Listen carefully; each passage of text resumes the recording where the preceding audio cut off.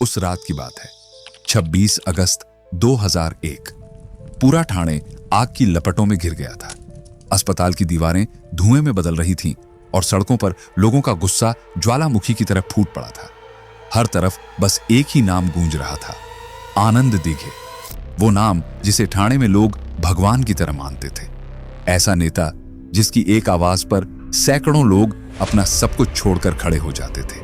वो नेता जो जनता के लिए फैसले करता था और लोग अदालतों को भूल जाते थे, क्योंकि उन्हें भरोसा था अगर दिघे साहब ने कह दिया तो वही आखिरी फैसला है। पर उसी दिघे साहब की मौत की खबर जब आई तो पूरा ठाणे सन्न रह गया।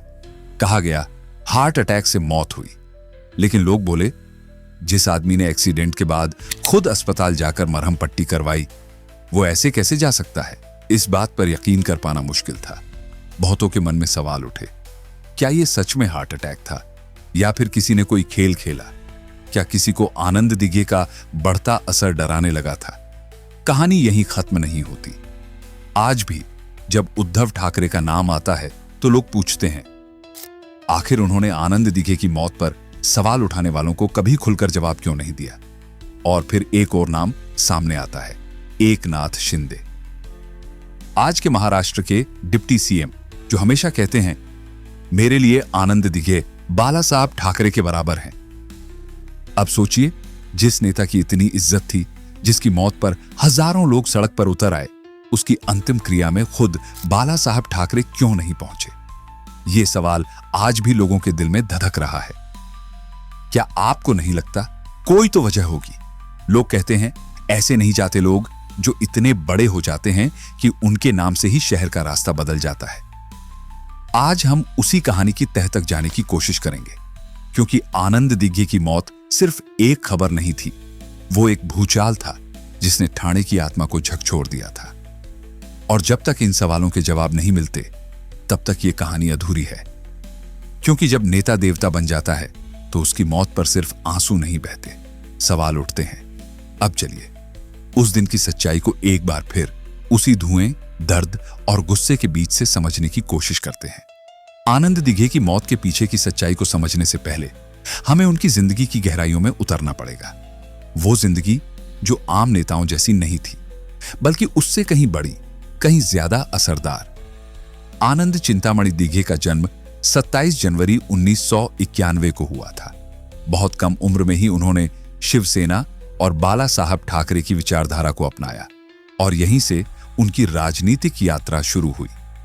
सिर्फ 18 साल की उम्र में उन्होंने राजनीति में कदम रख दिया।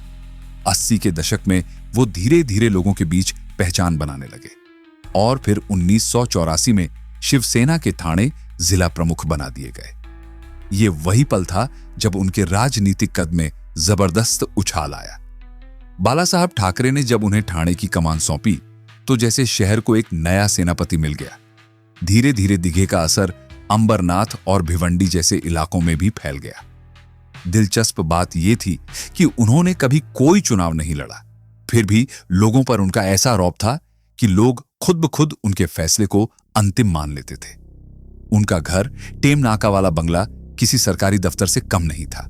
लोग कहते हैं वो घर नहीं, दरबार था, जहां फरियादी आते थे और फैसले वहीं सुनाए जाते थे। कोई कहता दिघे साहब ने कह दिया तो काम हो गया समझो। वो अपने दरबार में बैठते थे, सामने आम जनता होती थी और हर कोई अपनी समस्या उनके सामने रखता था। वो न सिपाही थे न जज, लेकिन उनका दिया हुआ फैसला शहर में पत्थर की लकीर माना जाता था।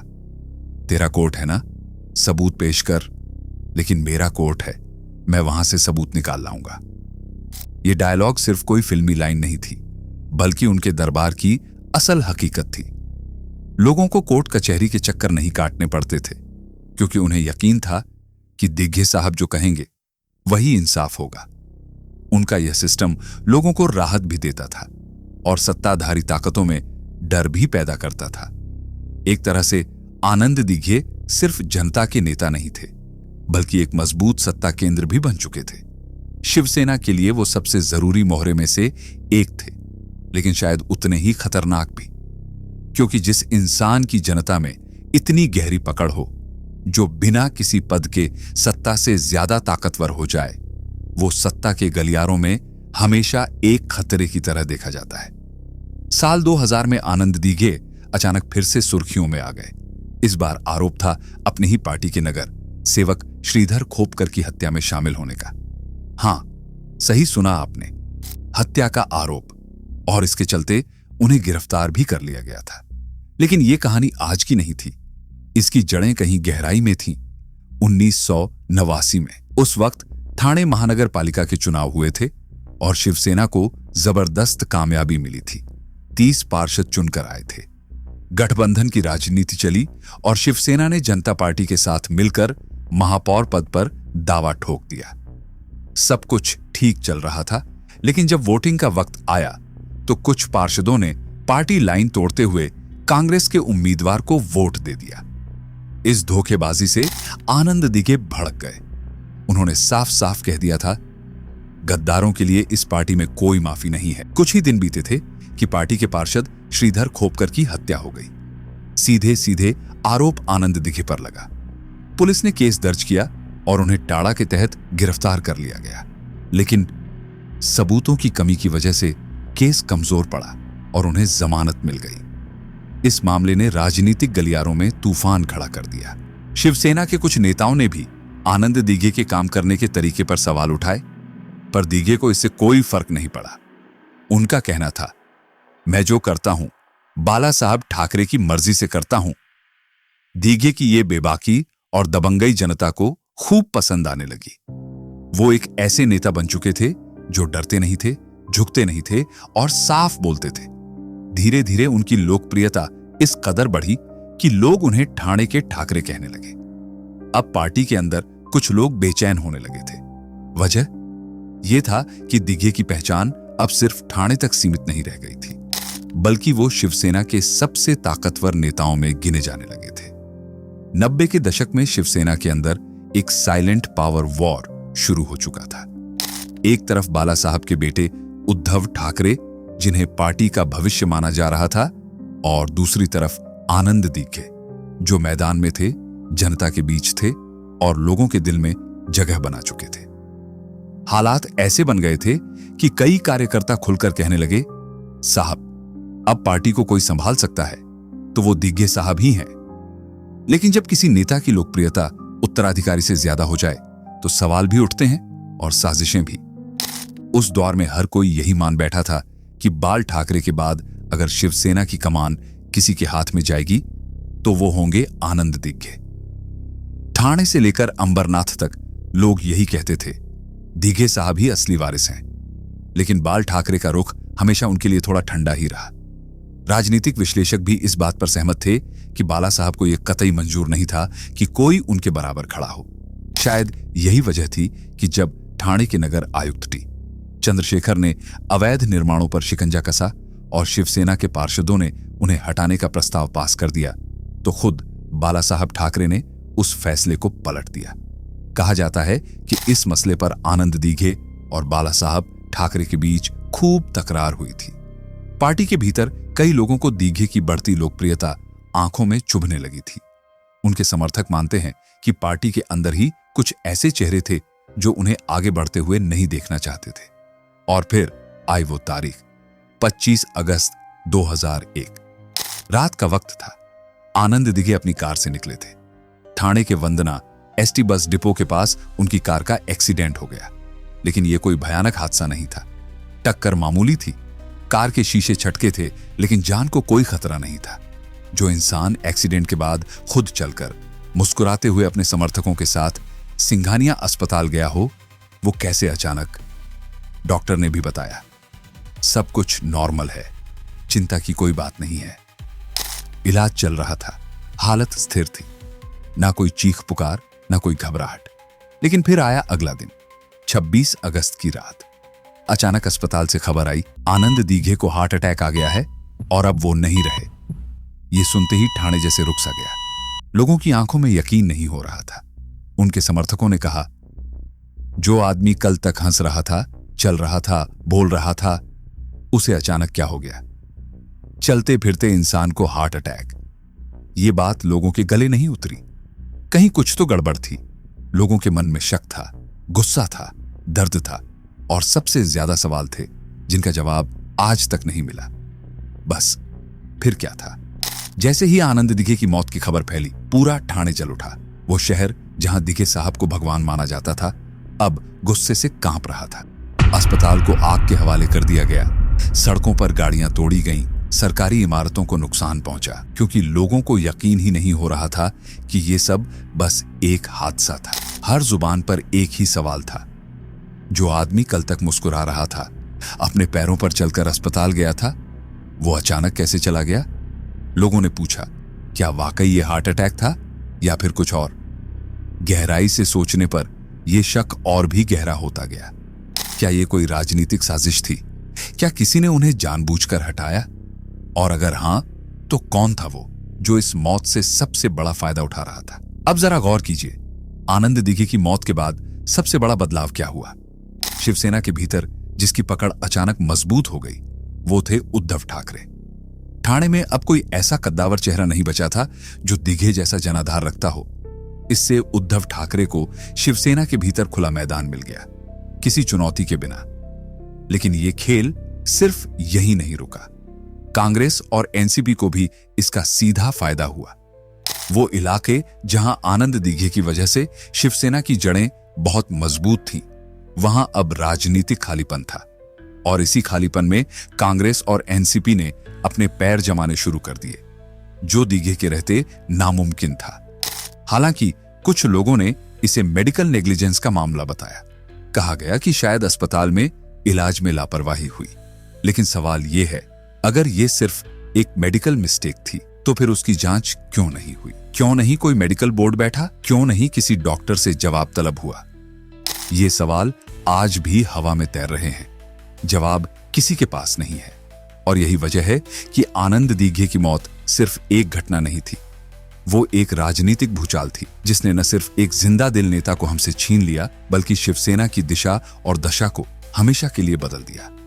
जब आनंद दिघे की मौत की खबर फैली, तो पूरे महाराष्ट्र में शोक की लहर दौड़ गई। बट सबसे ज्यादा चौंकाने वाली बात यह रही कि उनके अंतिम संस्कार में खुद बाला साहब ठाकरे शामिल नहीं हुए। बस फिर क्या था, उंगलियां उठने लगीं और सवाल हवा में तैरने लगे। आखिर ऐसा क्यों? क्या वजह थी? इस सवाल का आधिकारिक जवाब आया, सुरक्षा कारणों से बाला साहब अंतिम क्रिया में नहीं जा सके। लेकिन गलियों में, चौपालों में, चाय की दुकानों पर कानों में फुसफुसाहटें कुछ और ही कहानियां बुनने लगी थीं। लोग इस जवाब से संतुष्ट नहीं थे। उनके बीच ये बात घूमने लगी कि कहीं ये दूरी महज सुरक्षा की नहीं, बल्कि इरादों की थी। जो भी हो, लोगों की भावनाएं चाहे जैसे भी हों, एक सच्चाई सब मानने लगे थे, दिघे साहब जैसा कोई दूसरा नहीं। उनकी मौत के बाद शिवसेना में जो खालीपन आया, वो इतना गहरा था कि उसे भर पाना किसी के बस की बात नहीं लग रही थी। लेकिन वक्त के साथ एक नाम सामने आया, एकनाथ शिंदे। वही शिंदे जिन्हें आनंद दिघे ने खुद राजनीति में उतारा था। उस वक्त वो बस एक साधारण नेता थे, लेकिन उनकी सीख और छाया में वो धीरे धीरे कुछ और ही बनते जा रहे थे। लोगों ने कहना शुरू कर दिया, देखो, शिंदे की चाल ढाल, बोलने का अंदाज, सब कुछ दिघे साहब की याद दिलाता है। वो टेम्पो से लेकर टेम्पल तक हर मोर्चे पर वही स्टाइल लेकर चलने लगे जो कभी आनंद दिघे की पहचान थी। और धीरे धीरे उन्होंने ठाणे में उसी तरह अपना रुतबा कायम करना शुरू कर दिया, जैसे कभी दिघे साहब का हुआ करता था। फिर आया साल 2022, जब एकनाथ शिंदे ने उद्धव ठाकरे के खिलाफ बगावत कर दी। लेकिन उनका कहना साफ था, मैं शिवसेना छोड़कर नहीं जा रहा हूं, मैं तो बस बाला साहब और आनंद दिघे की असली शिवसेना को बचा रहा हूं। उनकी इस बात ने पूरे राजनीतिक समीकरण बदल दिए। अब उन्हें सिर्फ एक नेता के तौर पर नहीं, बल्कि एक विचारधारा के उत्तराधिकारी के तौर पर देखा जाने लगा। इसी साल एक फिल्म आई, धर्मवीर मुक्काम पोस्ट ठाणे। कागज पर यह फिल्म आनंद दिघे की जिंदगी पर थी, लेकिन पर्दे पर यह फिल्म शिंदे की राजनीतिक महत्वाकांक्षा का भी आईना बन गई।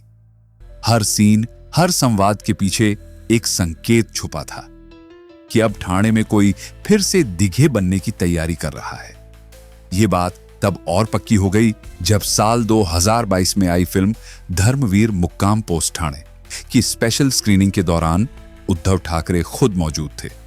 लेकिन फिल्म जब उस सीन तक पहुंची जहां आनंद दीघे की मौत दिखाई गई तो उद्धव ठाकरे उठकर थिएटर से बाहर चले गए। कहा जाता है वो दृश्य वो बर्दाश्त नहीं कर सके। अब ये सवाल तो उठेगा ही, क्या वाकई वो सिर्फ एक भावुक पल था या फिर उस सीन में कुछ ऐसा था जो उन्हें अंदर से झकझोर गया? इसका जवाब शायद उद्धव ठाकरे ने कभी नहीं दिया, लेकिन ठाणे की जनता तो सब जानती है। और अगर आप भी कुछ जानते हैं, महसूस करते हैं, तो कमेंट में जरूर लिखिएगा। आपको क्या लगता है, आनंद दीघे की मौत का सच क्या है? क्या यह सचमुच एक हादसा था या फिर कोई बहुत गहरी सोच समझकर रची गई साजिश? क्या कोई था जो उनकी बढ़ती ताकत से घबरा गया था? क्या शिवसेना के अंदर ही कोई ऐसा चेहरा था जिसने रास्ता हटाने की ठानी? इन सवालों के जवाब शायद कभी सामने ना आए, लेकिन एक बात पक्की है, जो लोग सिर्फ मरते नहीं बल्कि लोगों के दिलों में बस जाते हैं, उनकी मौत कभी साधारण नहीं होती। 24 साल बीत चुके हैं, वक्त बहुत कुछ बदल चुका है। शिवसेना बंट चुकी है, सत्ता की शक्ल बदल चुकी है, चेहरे बदल गए हैं, लेकिन आनंद दीघे का नाम आज भी उसी इज्जत और सवालों के साथ जिंदा है। राजनीति में कुछ रहस्य कभी खत्म नहीं होते। कुछ परतें वक्त के साथ खुलती हैं, कुछ रहस्य चुपचाप दफन हो जाते हैं, लेकिन कुछ कहानियां ऐसी होती हैं जो बस कहानी बनकर नहीं रहती, वो हमेशा हवा में गूंजती रहती हैं। आनंद दीघे की मौत भी वैसी ही एक दास्तान है। और अब जब ठाकरे परिवार के वारिस आदित्य ठाकरे भी घिरते दिख रहे हैं, तो ये कहानी और भी कई परतें खोलने को मजबूर करती है।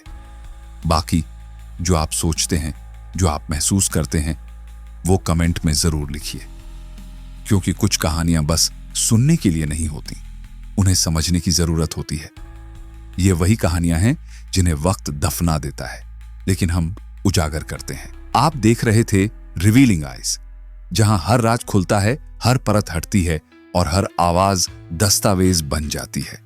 अगर आपने अब तक चैनल सब्सक्राइब नहीं किया है तो अब भी कर लीजिए, क्योंकि अगली कहानी और भी गहरी होगी। मिलते हैं अगले खुलासे के साथ। तब तक याद रखिए, आंखें बंद मत कीजिए, सच अक्सर सामने होता है। धन्यवाद।